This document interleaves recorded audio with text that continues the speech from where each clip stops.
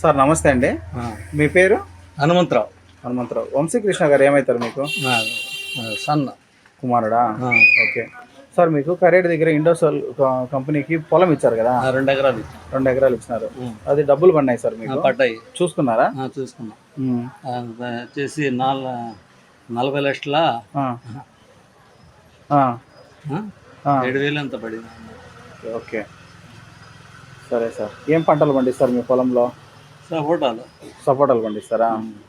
Okay. ఇష్టపూర్వకంగానే ఇచ్చారు కదా sir land? ఆ? ఇష్టపూర్వకంగానే ఇచ్చారు కదా? ఇష్టపూర్వకంగానే ఇచ్చాము. మీరు అడిగారు కదా, ఆ. ఇష్టపూర్వకంగా ఇచ్చాము. ఆ.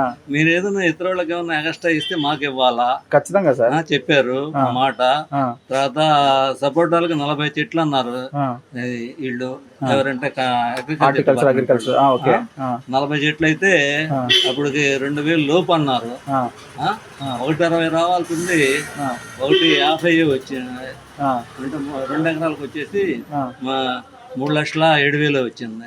కానీ ఎక్స్ట్రా రావాలా? అదే సంగతి. సరే సార్. తర్వాత దోరట్ల హనుమంతరావు పేరుతో ఉంది, 235 ఎకరా. దానికి డబ్బులు పడ్డాయి. సరిగి చెట్లు ఉన్నాయి. ఫారెస్ట్ డిపార్ట్మెంట్ వాళ్ళు ఏమో 5,200 మొక్కలు అన్నారు. 5,200 మొక్కలకు గాను 15,000 ఇచ్చి మేము 30,000 ఇచ్చామన్నారు. మేము బోరు కనుక్కున్నాము. కానీ 1.5 సంవత్సరం ఉంది.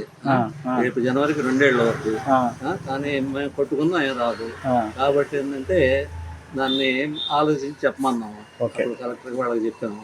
ఇప్పుడే అది జూలై 18 ఎప్పుడు జరిగింది, ఆ రోజు చెప్పాము.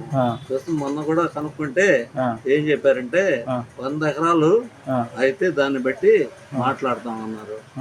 మాకు దాదాపు 235 ఎకరాలు, 235 ఎకరాకి 5,000 చిల్లరకి దాదాపు ఎకరాకి 1,00,000 రూపాయలు దాకా. Okay sir.